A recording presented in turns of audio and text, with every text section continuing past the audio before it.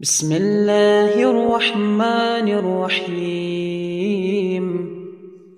والنازعات غرقا والناشطات نشطا والسابحات سبحا فالسابقات سبقا فالمدبرات أمرا يوم ترجف الراجفة تتبعها الرادفة قلوب يومئذ واجفة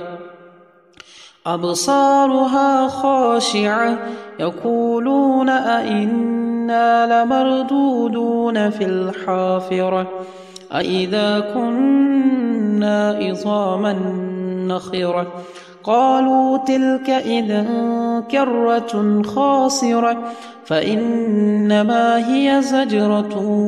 واحدة فإذا هم بالساهرة هل أتاك حديث موسى إذ ناداه ربه بالواد المقدس طوى اذهب إلى فرعون إنه طغى فقل هل لك إلى أن تزكى وأهديك إلى ربك فتخشى فأراه الآية الكبرى فكذب وعصى ثم أدبر يسعى فحشر فنادى فقال أنا ربكم الأعلى فأخذه الله نكال الآخرة والأولى إن في ذلك لعبرة لمن يخشى أأنتم أشد خلقا أم السماء بناها رفع سمكها فسواها وأغطش ليلها وأخرج ضحاها والأرض بعد ذلك دحاها أخرج منها ماءها ومرعاها والجبال أرساها متاعا لكم ولأنعامكم